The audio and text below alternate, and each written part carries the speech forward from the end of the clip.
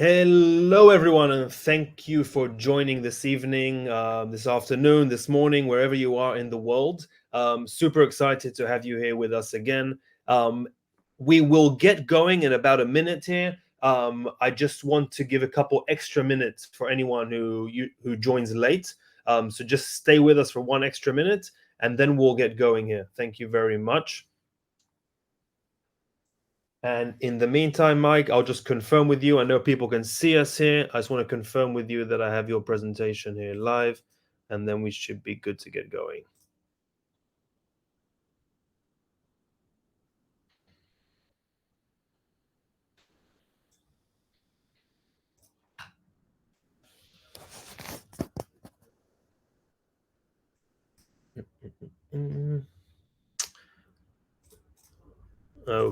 Okay.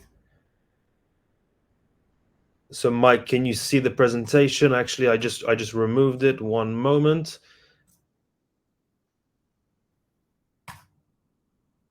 Great. Let me know if you can see the presentation here. Excellent, excellent. So I'll be here with you to do that. And then we should be good to go. Awesome. So thank you everyone for joining. I'm going to get the presentation here off the stage quickly. Very good. Okay. So I'm very excited to have Mike McGurn here. We've been working with Mike now for a good amount of time, and every time I speak to him, I'm always humbled and honored to really just have the opportunity to work with Mike because of his humility that comes with really a vast experience of working in really the highest of levels. So any chance I have to listen, even if it's a quick snippet or sometimes a joke or a story, it's always encouraging and always very interesting. So it's a pleasure having Mike here. He's going to talk about a few maybe I don't have to say new concepts, Mike, but to refresh certain things and hone certain things, maybe the way that they should have been done or could have been done or can be done looking forward. And also this presentation is in essence for personal trainers or strength and conditioning coaches, but also very much important to anyone that is interested, obviously, in working on themselves, their loved ones, but also patients, people you work out with, people you treat, people you're trying to help. So I know all of us, we talk about this all the time, experience pain in all different places in the body on a consistent basis.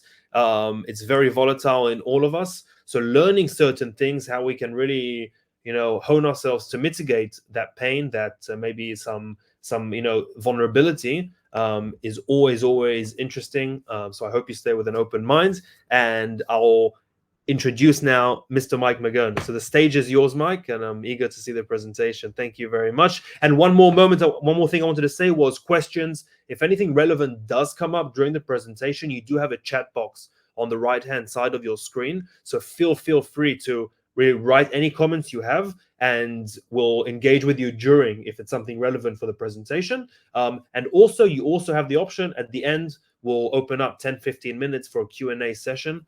So thank you very much, and Mike, the stage is yours. Okay, well, listen, thanks for the great introduction, Danny, and welcome to whoever is tuning in from wherever you are in the world, whether it's Ireland, the UK, Australia, the US, Poland, wherever it is. It's very great to have you, and thanks for taking the time. So I'm going to start my presentation. If Danny put up the first slide, and basically what I want to speak about today is just some global trends in strength and conditioning, and also what's going on in the world of rehab and prehab. Okay, I suppose if we go on the next slide, Danny. I've been an S&C coach for over 24 years in professional sport. I was a former athlete myself. I ran on a scholarship in the States. So I have a lot of experience. And in the next few slides, I'm going to talk about why I picked up so much experience based on some of the teams that I've worked with, and why it shaped my philosophy and my beliefs in strength and conditioning. Okay, so if you just go on the next slide, please, Danny.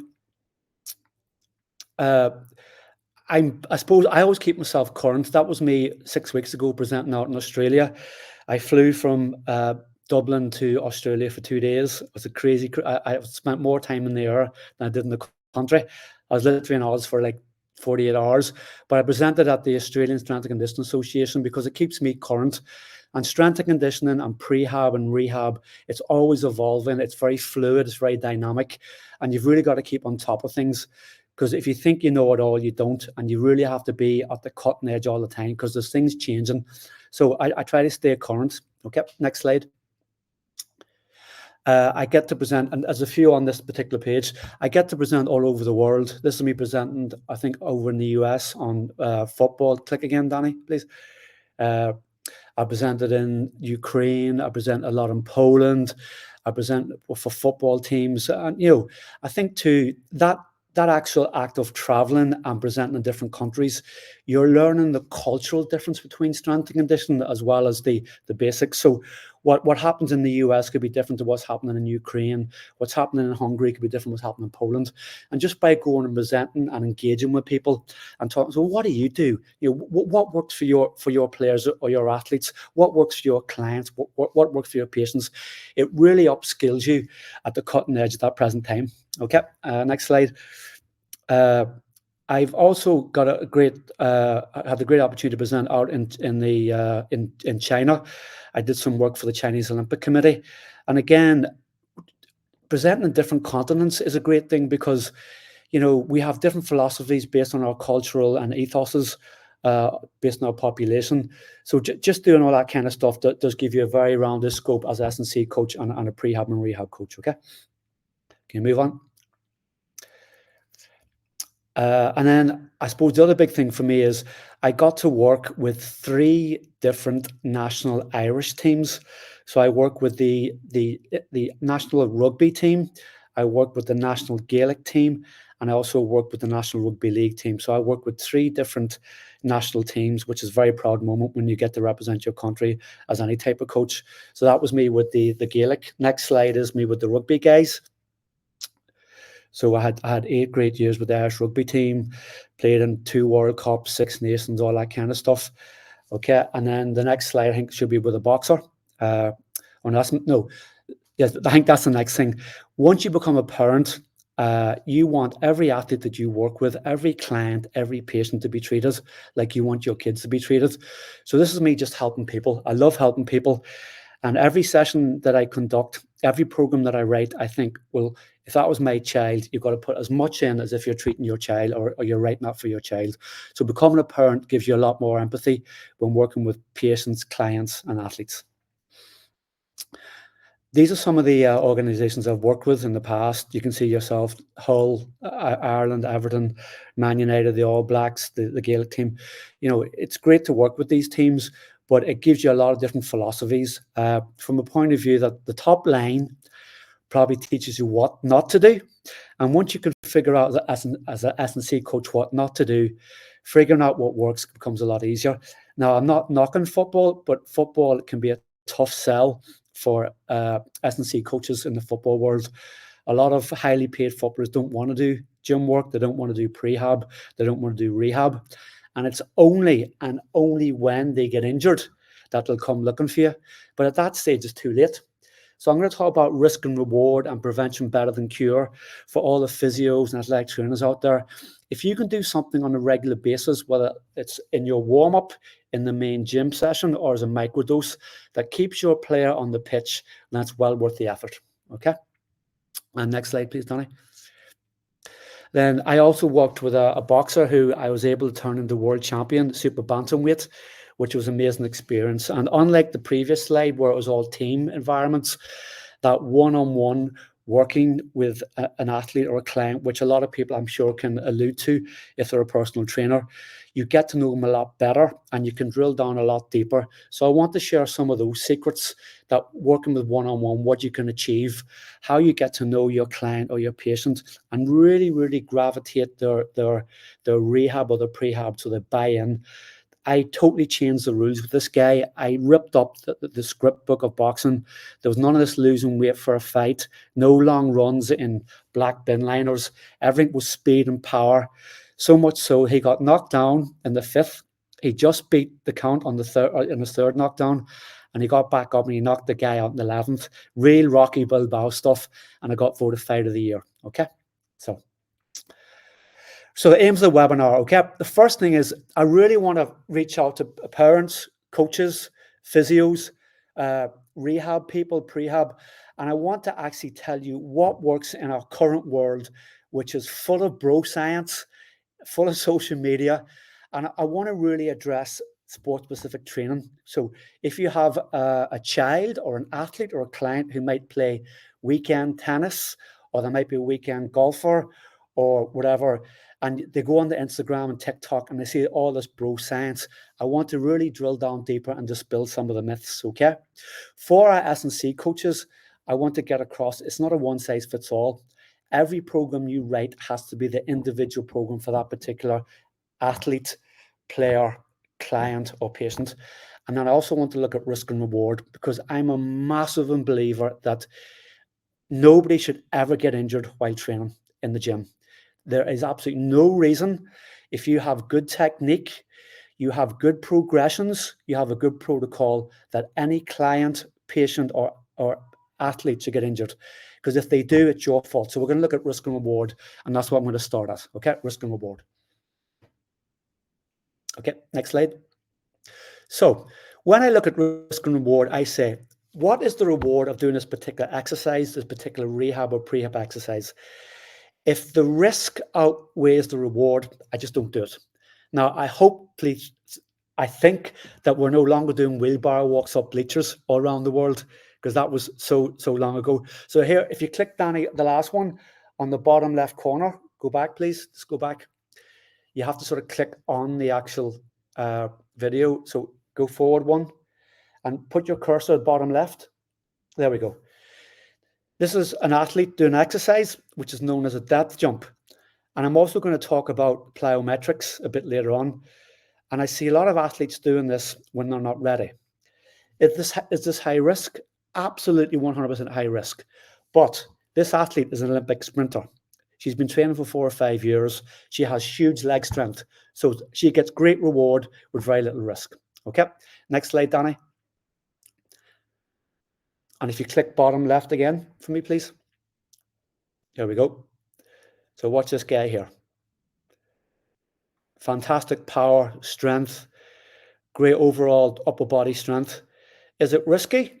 For 95%, maybe 98% of the population, absolutely. This guy is an Olympic gymnast, world gymnast, European gymnast. So the reward for him is huge. He has good technique. He has big training age. So it's well worth doing. Okay, next video, please.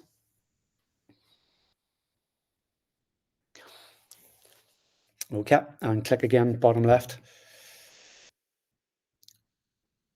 Maybe this one might not play, or will it? Bottom left, no. Okay, move on to the next one. That one's not play. That's an international rugby player. Okay, next slide.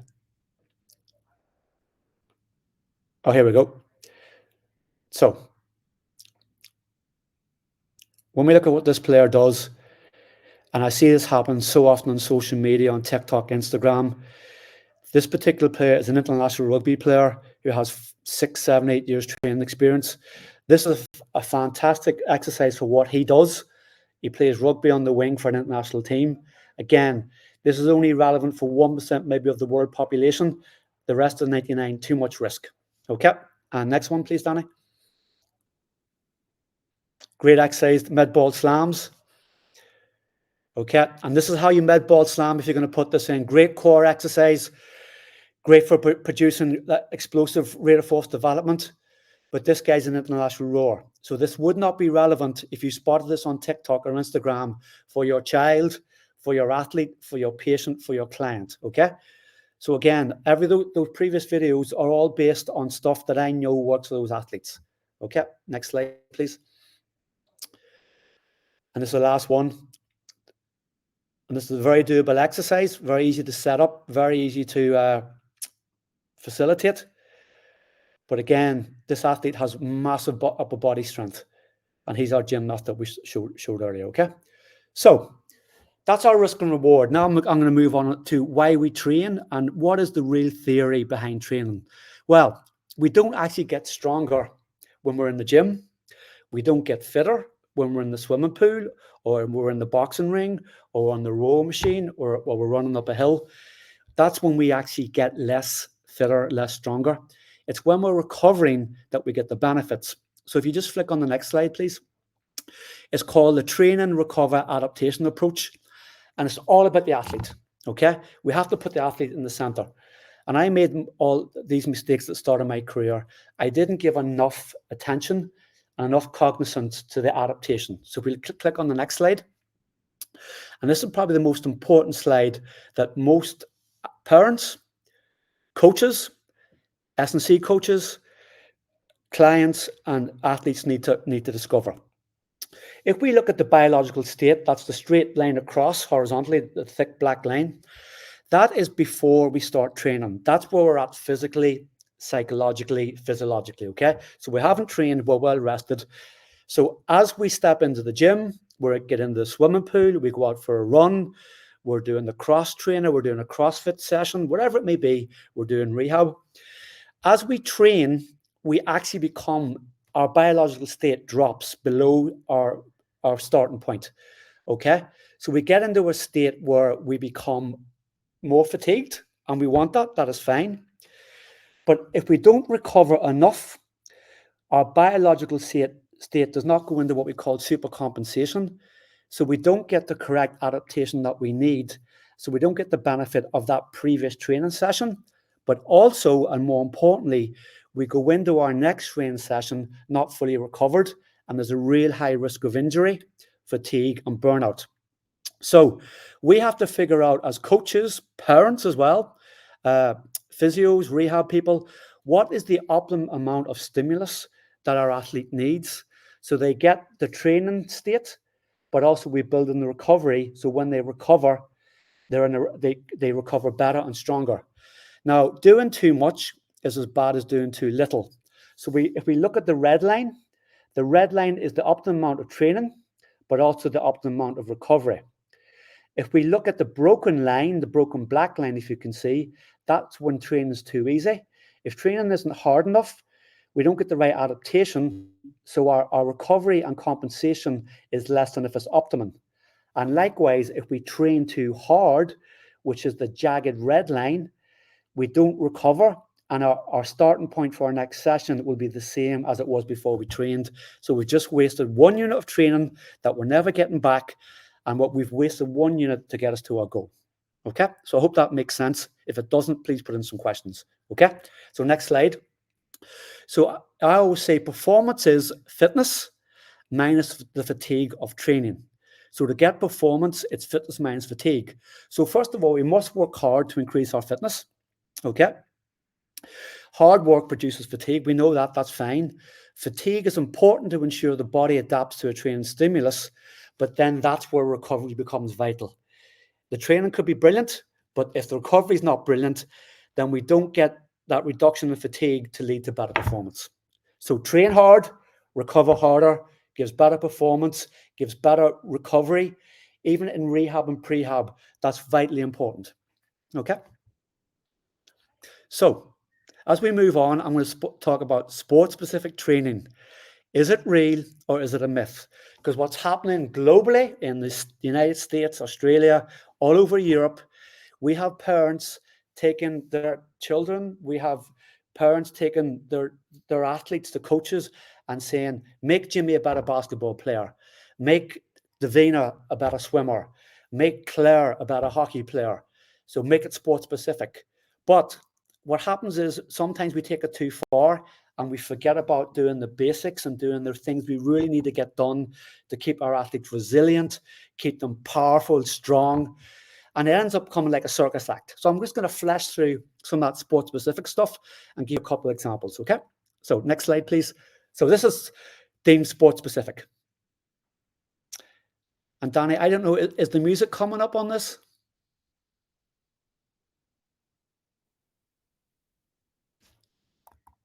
You probably can't hear the music. So really, if your athlete's doing this, then I'd be duly concerned. That to me is something that should be done on the circus. It has no relevance. It has no reality. So is it a myth or reality? So I asked a few famous people. So I asked Will Ferrell. He said, you sit on a throne of lies. I asked him again. He said, I don't believe you. And then I asked Donald. I said, Donald, what do you think? And he said, that's 100% dishonest. No such thing. So that's their view. But then I asked one of the greatest strength coaches in the world, Vern Gambetta, and Vern said, sport-specific training is not a myth, it's a must. Each sport has unique demands, and that must be addressed in training. And you know what? I tend to agree with Vern to a bit. We have to address the demands, but in a sensible, specific, correct, safe way. Because what you've seen in that first video wasn't safe. What you've seen in that first video was silly. Okay? So a few more videos to show you. So why does it get such a raw deal? Well, if we look at this lady here, what she's doing from a prehab and resilience and injury prevention is fantastic. But what TikTok and Instagram not telling you, this lady has 12 years doing this, practicing these exercises, and she does a brilliant job. But this is not suitable for, again, 95% of our population because it's too extreme. We don't need to go to these lengths and these depths to get the adaptation we need. Okay, so even though it's impressive, even though it looks fantastic, we don't need our kids doing this. We don't need our athletes doing this. This is very, very good for this lady. She's good at it. She probably makes a big living out of doing it, but we don't need our athletes. It's too far. Okay, next slide, please. So this is the best footballer in the world. Okay, Neymar Jr. doing his strength and conditioning. Now, the strap line was Neymar getting ready. Okay, that's what they come up with when they actually produced this. I would be embarrassed to put this up on TikTok. Okay, this does nothing for football. This does nothing for conditioning. This does nothing for prehab. This is what I call mistaken activity for achievement. Just because Neymar is pushing a ridiculously heavy weight, there's no cognizance to technique. There's no cognizance to power, speed, rate of force development. He's just ticking a box. Okay. The problem I have with this is this guy put this up on Instagram. He probably has about 25,000 million viewers. And the next day in the gym, Johnny and Gina and Carol are all doing this. And it's not worth a ball of blue. Okay. And next slide. So this next one, Danny, if you just click on the bottom left on this one, okay, grand, and let that play. I ask you, anybody from Canada watching this who has experience of ice hockey, like you're the daddies of ice hockey, I've worked in ice hockey and NHL, I would never make my athletes do this, okay? From a point of view, it looks great, but when you drill down deeper and say, what does it do? It's just keeping a player active. And if anything, it's quite unsafe because if he slips and busts his face, you know, it's totally irrelevant. Okay, if you just click onto another slide here on the side here, Danny, and then get this one going. This is a football team doing a conditioning session. Now, I'll let you be the own judge of this, okay? This is a highly, highly paid football team. I won't mention them in Europe. And this is what they put up to show how they do conditioning pre-season. And to me, this is a circus act. You know, there's music in the background, because that's what it is, okay? But on the flip side, if we go to the next slide, there's some excellent sports-specific stuff out there, okay? This is a tennis example, okay? This is brilliant. Whoever this coach is, I think he's a Greek tennis coach, and she's a Greek tennis player. This stuff is cutting edge, and it is brilliant. It's very relevant to her sport, which is tennis. You can see where it comes into the game. It's safe. It's relevant. And she's number 3 or 4 in the world. Look at that. There's the forehand. There's the backhand. There's the forehand. There's the backhand under load. So this is building resilience. This is built in rate of force development. That's built in power. And that's what we want to see. Okay? Next slide. So if and only if we decide to go down the route of sport-specific training, a better terminology for it is dynamic correspondence. Dynamic correspondence, for the S&C coach out there will realize and know, it was framed by one of the gurus of plyometrics and strength training, Yuri Verkhoshansky. Verkhoshansky came up with the dynamic correspondence saying it's the transfer effect of training. Let's get our athletes incredibly strong in the squat, in the Olympic lifts, in the deadlift, in our accessory exercises, and that will just getting very, very strong will transfer across into their sport. It doesn't have to be all whistles, all bells. They don't need a barbell stuck in their right ear, a Swiss ball stuck on top of their head, a TheraBand coming around their neck and pulling it, pushing the barbell, doing this kind of stuff. Let's keep it simple. Let's make them extremely strong, and that will transfer across, okay? Now, the next 2 slides is the only bit of science I'm going to show. It's very simple. So when we're doing dynamic correspondence, in general prep, we go 80% of general exercises, all our squat, our deadlift, our clean, our bench squat, our barbell jammer, and then we go 20% specific. So that's in general prep in the pre-season or pre-competition. Then in specific prep, when we've got them incredibly strong, they're not getting injured, they're resilient, we do 80% specific, and then we go 20% just general, just to keep topping up all the work that we got in the general preparation. And that is dynamic correspondence. And I have a few examples now of that in the next few slides. Okay, so if you have a basketball player, what better way to get them better at doing the two-footed basketball jump shot by doing a loaded barbell jump squat. That mimics triple extension. What the basketball player does while he jumps up, he extends at the ankle, knee, and hip, okay? And that's what the barbell jump squat does. And if you want to get even more specific, you could add in a push press, which will mimic him throwing the ball to the hoop. So you could do a loaded barbell squat and then do a push press, and you've got a perfect sport-specific exercise, which is safe, relevant, and most importantly, will improve their performance. And that's all we want, okay? So we call this functional training. How can we train our clients, our patients, our athletes, our players to make them better at their sport, at their lifestyle, at their weekend golf, at their weekend tennis, or just general everyday living? What's functional? Let's take a look.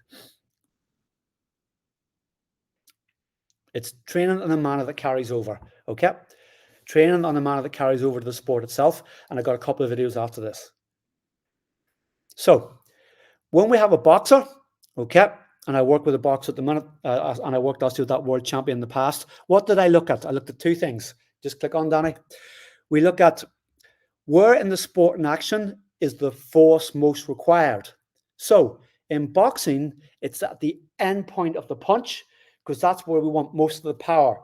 We want our boxer very stable, very accurate, and able to have the power at the end point of the punch, and do that repeatedly. Because there's no point just doing one big punch, because that mightn't get the job done. But it's bang, bang, bang. Accurate, powerful, explosive. That's what gets the job done. So the next video that we're going to look at will show us working on that aspect. So just click on, Danny, please. And then click on the bottom right. So here we have, this is for rugby, but also very relevant for boxing. We have the power or the force at the end point of the exercise, and we do it repeatedly. So we're creating a lot of power right to the exercise, and we look at the variables. What's the ground force reaction from the lower limbs? Okay. Next one, do we have it in the right plane, in the right vector? For us, is transverse plane. Okay. Is there velocity in the striking limb? So important for boxing and rugby in the tackle. And is there stiffness on impact? Because if we lose the stiffness, we don't get the velocity coming through the body. So that's a great exercise that works for all contact sports, American football. It works for boxing. It's good for tennis with our stroke, and even golf, because it gets us working in that transverse plane. Okay. Next one, please, Danny.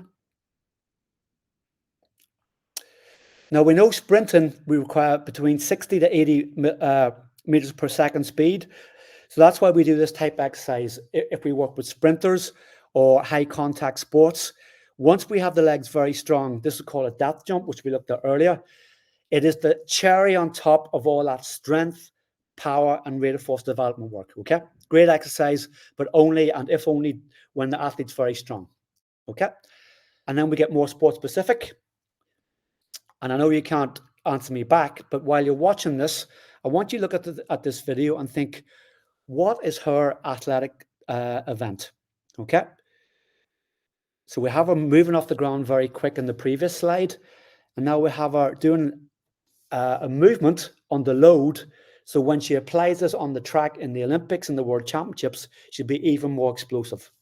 So take a look at what she does. And if you haven't guessed so far, she's a 400-meter hurdler. And that action is her going over the hurdles. So we're getting her stronger in that movement, So when it comes to apply without the load in the race, she can do it more explosively and be a lot more effective. And the other big thing for all our physios and rehab and athletic trainers is it's also massive for injury prevention. Because if you can do it with load, with a 20K bar repeatedly, then obviously it's going to really, really enhance that injury prevention element. Okay. Next slide, please. Right. Take a look at this video. Again, while you're watching this, I'm sure most of you can guess what sport he is.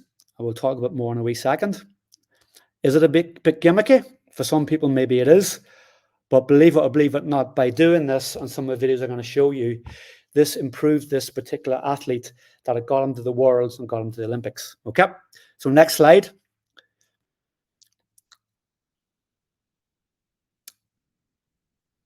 Next slide, please, Danny. Okay, so let this play out. This is the same guy you've seen in the previous slide. Okay, so again, you have a guess what sport he's doing. So this was to really complement some of the stuff that he does in his event. And this was one of his weak points. Okay. That's serious force. Okay. And I supplemented that with this. So I think at this stage, you'll guess he was a swimmer. And the reasons for doing this was once this athlete got into the water, he was as fast as most people in the world. Where he wasn't at that level was his start. So he came to me and asked, can he improve his start off the blocks? That's what we come up with, an isometric in the top slide, a dynamic in the bottom slide. And lo and behold, he felt it improved him, which that's what we want. We can't benchmark it. It's almost impossible. Was it placebo? Possibly. Did it work physically? Hopefully. But at the end of the day, if it's going to give us 0.1% to improve, we'll take that all day long. Okay? So click on again, Danny. So this is for all our soccer moms and soccer dads. This is a very, very high-end soccer player, okay? And with football players, we talk about the speed. They don't need a lot of weights, okay? Their job is to move quickly on the pitch, be able to handle their body weight, do it very explosively. So if they can be very, very explosive, very dynamic, and this is some of the work we do in soccer. Doesn't need a lot of weights. So we do a bit of a body weight push-up, and then we do an overspeed push-up, okay? So that's a very specific example, okay? And next slide. So if anybody there from Cal, and if you click on these individually, the players we go along, if we, anybody looking in from California, San Diego, anybody from the Gold Coast, Hawaii maybe, and you have surfers. This is my surfer who I work with. So getting ready for the World Championships. And I have no experience of surfing, but I knew that the one that they needed to be good at is that be able to work with load, with instability.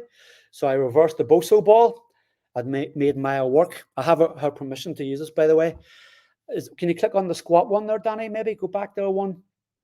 Just go back and click on the third from the left, the squat. So there she's squatting 50 kilograms and with a dumbbell front squat while standing on the Boso ball. Now, I defy anybody when this presentation is over, it's just to go to stand on a Boso ball and do a squat, let alone hold 50 kilograms. So great athlete. But by using the Boso ball, we created the feeling of being on a surfboard, that instability, and she had to train that way there, which is great. Okay. Next slide is my golfer. Okay. And again, I suppose a lot of you out there hopefully work with golfers or you have family who are golfers. This is just to increase the club head speed. This particular athlete she's the second number 2 amateur in Ireland. She had a club speed of 91 and she had to get up to 105 to be up there with the LPGA, ladies PGA. So we did a lot of other work as well as that. We did a lot of squats, deadlifts, rotational work with bands, and then we did some power throws just down the gym, both sides, left to right and right to left to work on our swing. Okay. And next one, please, Danny. So this is a big thing of mine, okay? And I'm going to take my time on this. Plyometrics are brilliant when they're done correctly, but they're done a lot of times wrong. And how I justify that is we introduce them too early in the training program, i.e. when the athlete's too young, but also when the athlete is an older, we bring them in far too early in the training year. To get the benefit of plyometrics, we need a couple of things. We need incredible leg strength, okay? So you're talking at least 9 to 12 months of training of being able to train not only your body weight, but also your body weight plus load, okay? With plyometrics, while you're watching this video, every time this athlete is touching the ground, 1, 2, 3, 4, that's called a contact. We do far many contacts in a plyometric session. We need to build up the contacts, maybe starting at 12 in the entire session. And I have a sort of ideal number of around 24 to 30 contacts in total of the session, okay? The other problem we do with plyometrics is we don't take enough rest in between. This is my swimmer doing plyos. So he jumps up on the box. So I put that one back there, Donnie, please. So he jumps up on the box, but watch how he dismounts, okay? So he jumps up a good height. He doesn't jump back down again because that creates the injury. Have your athlete step to the side or your client step to the side. So definitely jump up high. And the reason why we jump up to a box is it minimizes the load on landing. But if you jump back down again without stepping to the side, that's 3 times your body weight going through your back, your knees, your hips, and your ankles. We don't want that. So if you're going to use plyometrics, really monitor the number of contacts and monitor the safety of how they dismount, okay? So the next slide is a phenomenally explosive athlete. Watch this. It's one contact. Oh, go back, sorry. Let that play out. Look at that. It's where he's on string. He's jumping there something about 147 centimeters, okay? And the important thing for plyometrics is not only do you use 2 legs, but in the next video, we do single legs as well. So we work unilateral and bilateral, okay? So it's the same athlete, this time doing single leg. That's 112 centimeters, okay? And he's going to go on his left leg, single leg. So it's very important to work our legs independently as well, okay? So we work bilaterally, but also we work unilaterally just to create that balance on both legs, okay? And next slide. Now, if you have no money, no facilities, you have no equipment, you can grab 2 broomsticks and have your athletes jump over them, okay? And my last slide is don't let your strength and conditioning, your rehab, your prehab look like this. Hopefully that will play. There we go. So just watch what happens. This is a guy's training. He's got a golf club in his hand. He's on a treadmill. He's now become a caddy. Training. He's now a baseball player. And that's what I mean. Stay away from TikTok. Stay away from Instagram. And just apply for your athletes, your clients, and your patients what they need and what's relevant. Okay? And that's me.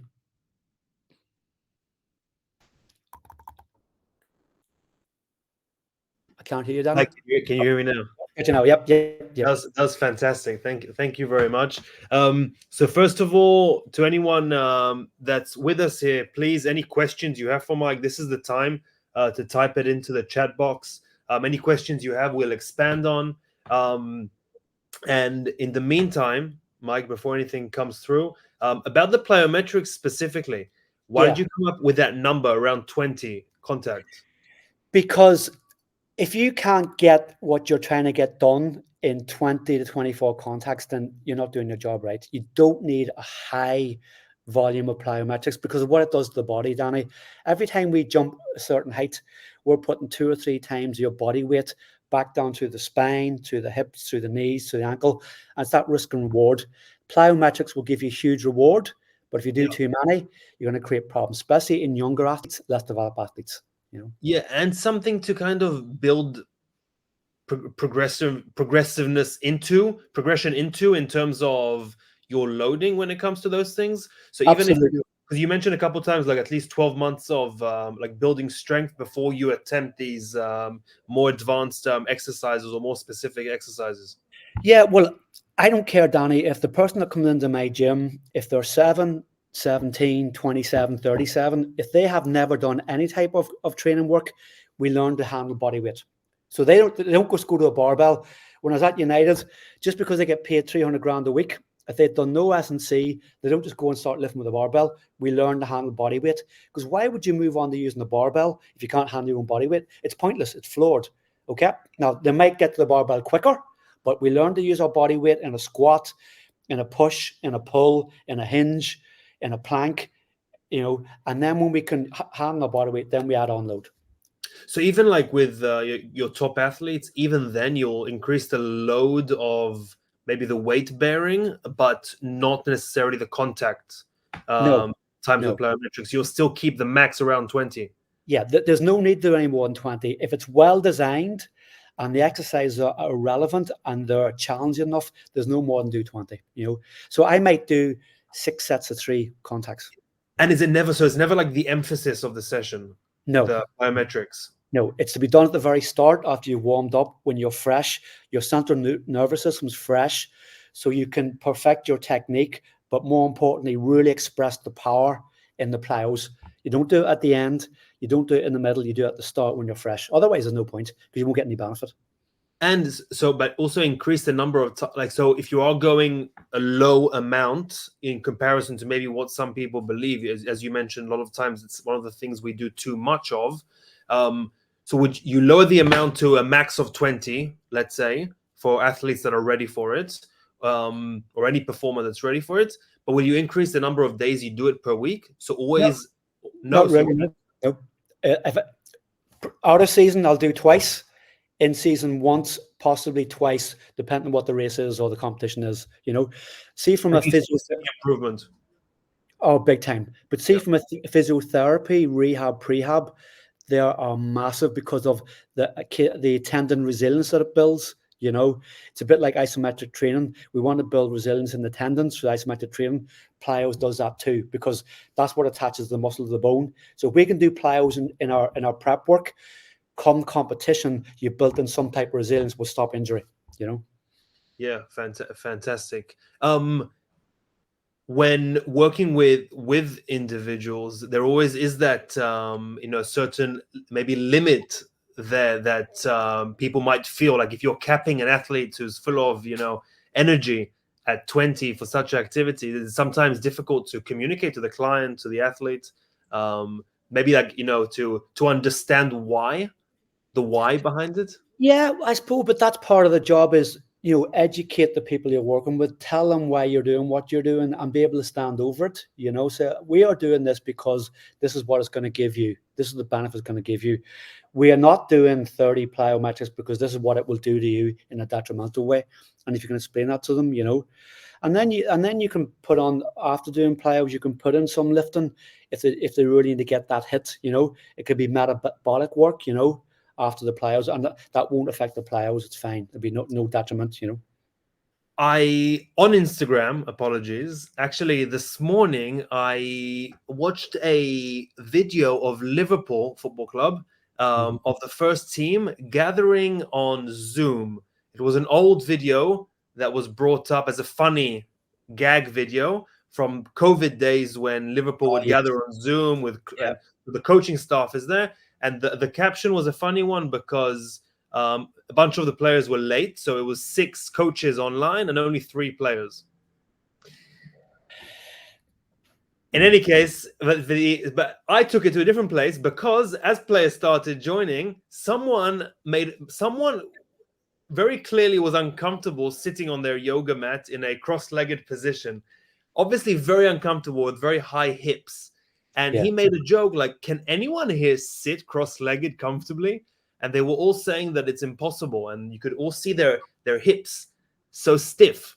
So it just got me thinking, like also with injuries, even at the highest level, it seems like at the highest level, because even especially a couple of years ago, Liverpool, were maybe the best team in the world in football. So the highest level athletes who seem even unable or uncomfortable to sit comfortably in an open hip position. Yeah, from my experience of working those various teams, and listen, I like football as much as anybody. I'm a big Liverpool fan. They will do a lot of conditioning work. They'll do a lot of rehab, prehab when they're in the academies, underage. But see, when they get to the first team, they tend to forget about that kind of stuff, and it tends to slip away, And that is why that's a real message to everybody. You can always get mobile. no matter what age you are, but you've got to keep working on it. Yeah.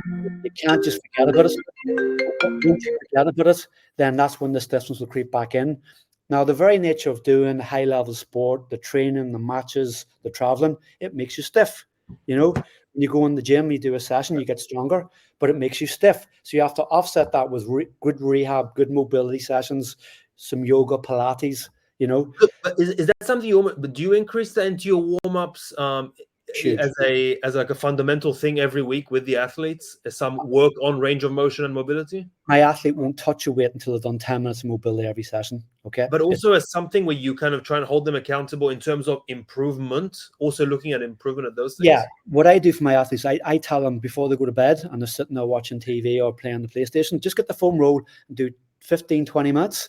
Roll out the thoracic, roll out the quads, the hamstrings, the hip flexors, and then you go to sleep in a far more rested state. Do some pin and stretch with a hockey ball, okay? Do the plantar fasciitis, roll all that out. And it's only 20 minutes every night. And those that do it, because they don't all do it, you don't get 100% buy-in, those come back and say, do you know something? For all that it was, the benefits were huge. You get a better night's sleep, and you wake up then in a more refreshed state. And just microdose over a period of time, you get the benefits. It doesn't have to be a big, long session, Not only with physical things, with mental things, with career things, with money things, always there's a common theme of like this less is more. The less is more theme in many ways. So even like things like that, like mobility, like plyometrics, and every other category of training that needs to be included in the pie chart of training, none of them need to be overdone. They just need to be included and planned for. 100%. I mean, there's so many elements to wellness, healthiness. You have your diet, your sleep, your hydration, your training, your recovery. It doesn't, and if you focus too much on one and you don't forget the other parts of the pie, then they're going to suffer. So balance it out. And it doesn't have to be big, long elements. Just what I call microdose on them. Do 10, 15, maybe 20 minutes of a certain element, then move on. Even a gym session, if you plan it correctly, and you have the right exercises, the right amount of intensity, the right amount of rest, 30 to 35 minutes is plenty after you warmed up. You get in the gym, you smash it up, you rip it apart, and then you leave and you recover. And that's all it is, So people spend far too long in the gym. See these 2.5 hour sessions, they don't work, Fantastic. So we'll leave you on that. And that was a funny, I hope anyone that's watching, I hope they laughed a little bit from watching the last video on the presentation. So I'm sorry you can't see everyone's reaction, but it was a pretty funny video. So Mike, you were fantastic. Again, you always stimulate my brain. So I appreciate you, and I'm sure anyone that joined and watched this evening, or wherever you are in the world, whatever time zone you're in, that you gained something from this, and you'll hopefully think about it, implement something new, or at least play a toy with the ideas. This webinar is recorded, so anyone that's registered that joined today will receive an email with a link to the webinar, and it'll be available on our website. So look out for our future webinars. We do at least one every month. So please head to our webinar page on the website to sign up. And specifically with Mike McGurn, we have 2 courses that we made with Mike McGurn, both continuing education courses, both approved for athletic trainers, both approved for physical therapists and massage therapists now. So we're very happy about that. So you will see, if you type it on our website, Mike McGurn, or if you type in strength and conditioning, or if you type in prehab for rehab, you'll find both courses made with Mike McGurn. And a lot of this knowledge, really, a lot of these things, that we, mentioned maybe on a slide for 1 or 2 minutes, is a whole area that can be spoken about and contested, and different theories and different case studies. And there's a lot of nuance to it. So in the courses, we really dive deep into that. So please check that out on the website, and please follow us on social media for always free, engaging, educational content. So we're on YouTube, we're on Facebook, we're on Instagram, we're on Spotify. Check out the podcast as well, Treatment Room Secrets. And that's it. So I wish everyone a great rest of their day. And Mike, that was fantastic. Thank you very much. No problem. Bye, everybody. Thanks for checking in. Bye, everyone.